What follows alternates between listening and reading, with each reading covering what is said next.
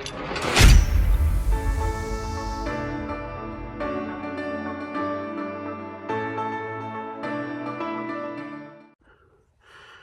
everyone, my name is Matthew Silpot and welcome to this special series where we're going to talk about the keyboard playing, incorporation of basics to perhaps technical areas in keyboard playing. And we were going to be using the piano, sometimes the keyboard or synthesizer. Fun fact, the piano was created around the 1700s by a guy, Cristofori. And the piano is really a unique instrument. It's one of those instruments that you can play a series of things to incorporate melody and chords, accompaniment, offering a fulsome accompaniment experience compared to a melodic instrument. A piano usually is 88 keys and in length. There are variations of this in terms of digital pianos, or you may have a synthesizer, and the synthesizer really comes in different sizes. So think some of you call it keyboards, which is dependent on electricity, and those are varying in sizes. So you may have a 88 size, you may have a 76 size, 76 keys, or 61 keys, and so on and so forth. And also the weight and action of the keys vary. A synthesizer is really a device that replicates sound of another instrument. So for example, if you want the sound of a guitar, you can get it through the keyboard, or trumpet or organ, vibraphone. So a lot of them, and you may have advanced, really advanced ones, or some basic ones, but pretty much that's the function. So we'll start with some history and some facts.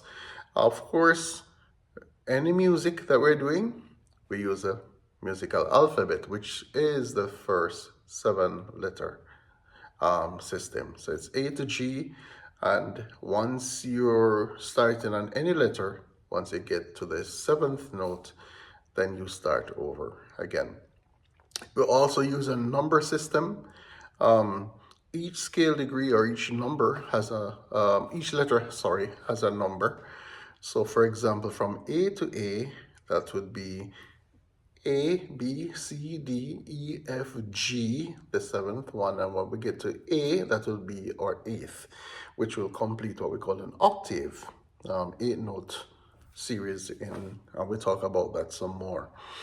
In terms of scales, scales came about from an inception of modes, and modes were just degrees of pitches on the piano, and for want of a better term, we use the white keys only.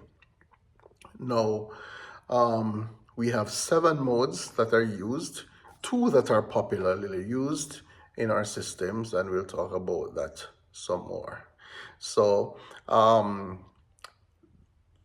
that's basic information on the piano and how we go about playing.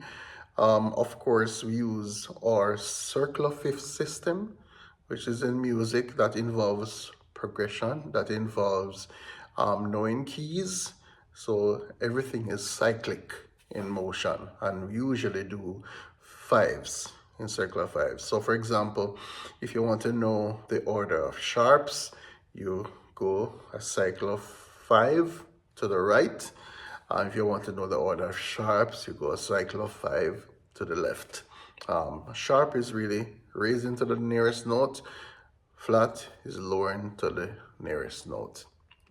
So, are you ready to go? Let's go. Okay, so first of all, we want to talk about the look of the piano. Pretty much straightforward. We have on site, immediately we see a difference in color. So we have white keys, black keys. A lot of people call the white keys neutral keys, and other people call the black keys sharps or flats, or enharmonic tones as well. Also, the black keys, you would have noticed, are in groups of 2s and 3s. So we have 2s and 3s, 2s and 3s. And there's a particular scale that we call pentatonic that involves 5 tones, right? And that's it.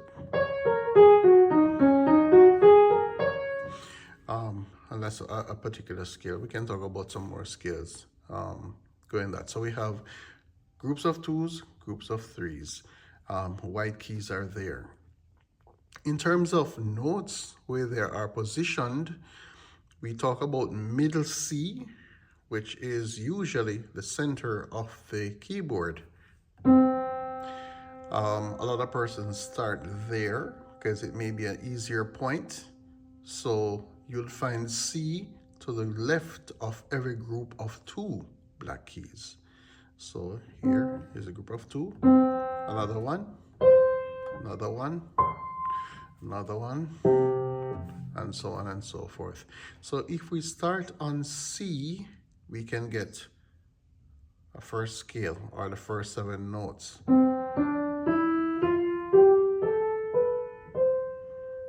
we're back on C. Same thing with left hand. All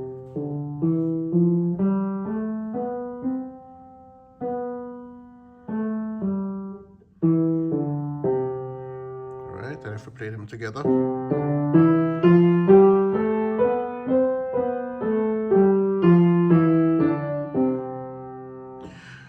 The position of the hands in the number system, you can use I usually call a 5-finger pattern.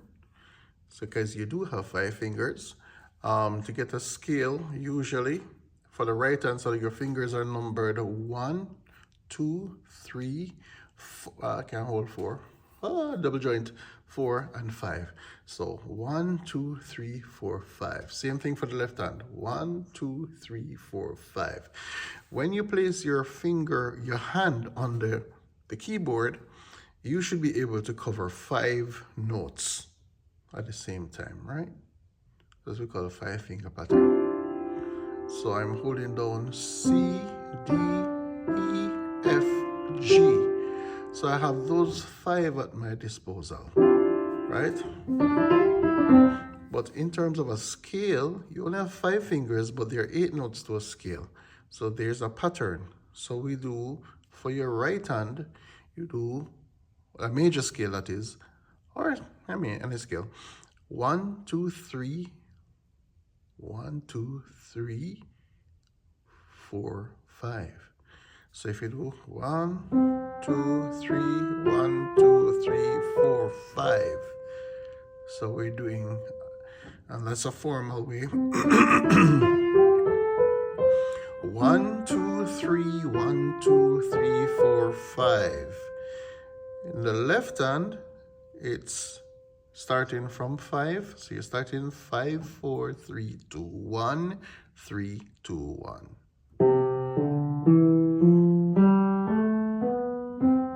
So we have 5, 4, 3, 2, 1, 3, 2, 1. All right? So we have C major, right?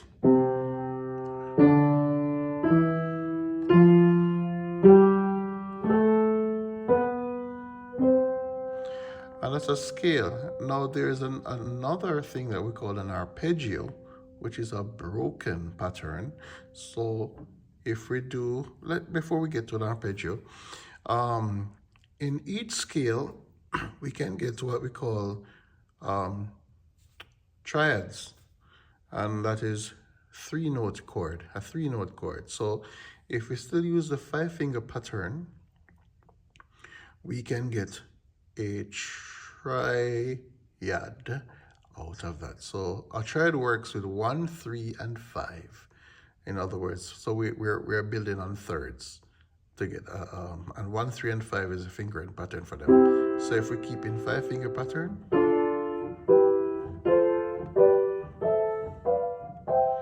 we can get all of those, right?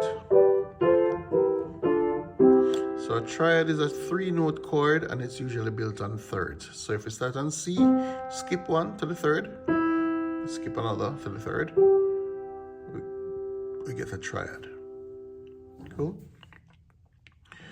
In terms of our numbers, right? For the triad, the numbers are usually of the scale, the 1, 3, and 5 of the note, actually, not the scale, of the note to get the triad. So if I'm on C and I want to get a C triad, I can do a third and a fifth there, the triad. Of course, talking about inversions will change that concept as well. If I'm starting on D, the triad of, that's right. If I'm on E, thirds, right? And then,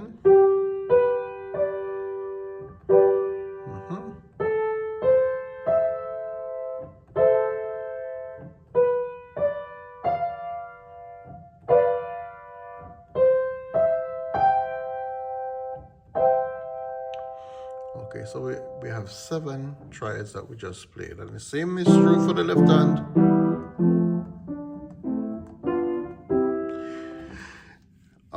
And when we talk about, we mentioned modes earlier on. So there are 7 modes. 2 of the most popular ones used are the Ionian modes and the Aeolian modes. The Ionian mode is synonymous to the major scale, and what distinguishes modes is where the semitones fall. So a semitone is a nearest note or nearest tone possible. So if you're in C and I want a semitone to the up from C, it will be the nearest tone, which would be here, this guy here. So we say, right, C sharp or D sharp or D flat, sorry, semitone. And if I go from C to this guy, which is our D, we get a tone, a full tone. So this is half, this is full. So if we're using the mode system, the modes were usually based on white keys only, right? So starting with the order of the letters, we start with the mode on A, which is the first letter of the alphabet, first letter of the musical alphabet. The mode of A would be all the white notes from A to A. So it would sound like, all right?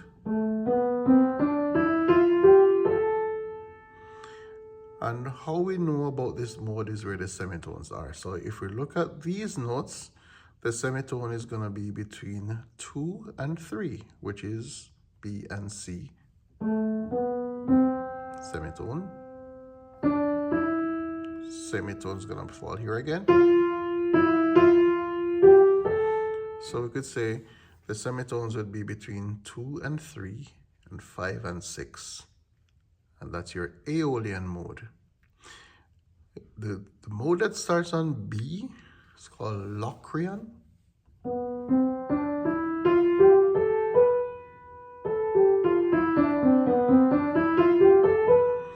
So where the semitones are now, different. So with semitones between 1 and 2, and it's going to be between 4 and 5. And that's a difference. Now, the semitones are going to be between the same notes, but it is where are they positioned in the mode. So Aeolian between 2 and 3, 5 and 6. Locrian between 1 and 2, 4 and 5. And now the mode starting on C is Ionian.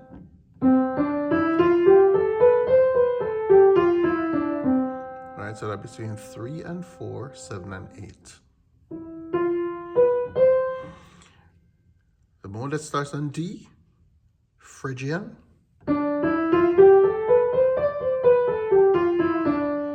Right, So we're going between 2 and 3, and then 6 and 7. Correct. And then I mode starting on E, Phrygian.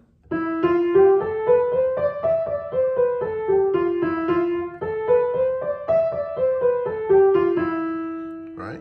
Same thing. So we're between 1 and 2, and then 6 and 7 again, right? Right? 5 and 6, sorry. And then the mode starting on F, which is called Lydian.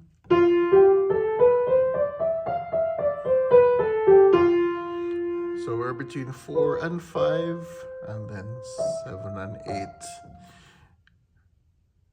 Mixolydian is the mode starting on G.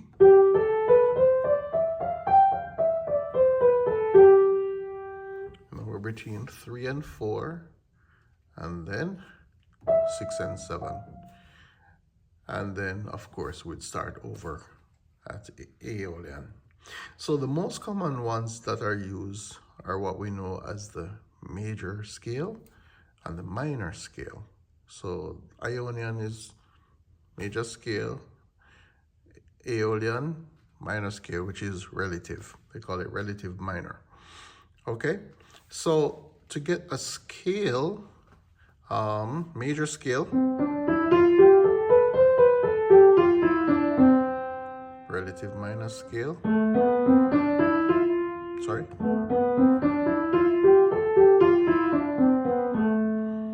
And of course, with the minor scale, we have two variations. So we have what we call a harmonic minor,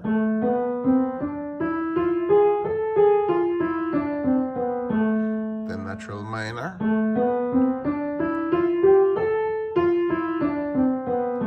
melodic minor,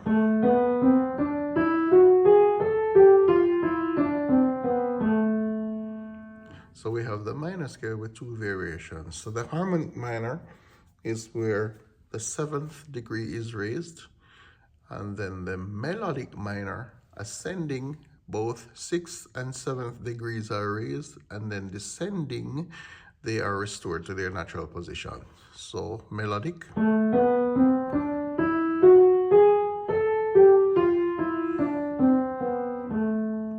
natural minor,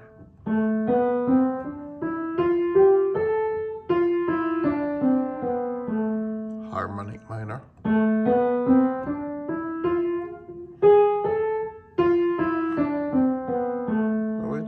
sounding.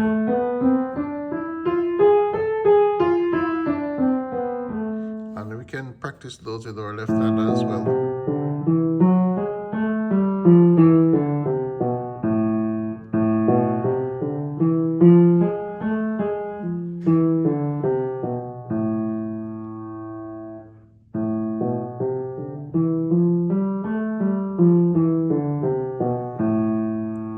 And then we have those. So those are scales.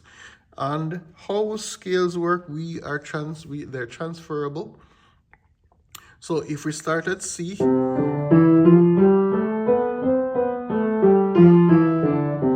I started, I spoke about the circle of fifths. So if we're getting the next key, so C major has no sharps or flats in there, it's just natural. If we get the scale that has one sharp, we move 5 up. So G would be our next scale, and you'll find that if we're using the format of the Ionian mode,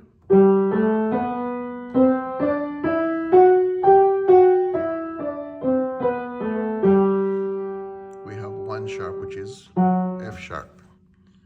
And if we continue in that process, we get all the 7 sharps, the scales, right? The keys, actually. So it will be C to G, then we D, then A, then E, then B, and then F sharp, then C sharp. And that will be our circle of fifths for our sharps. The same is true for flats. Remember, we're going 5, the opposite. So going 5 down would presume that, and we can work it out.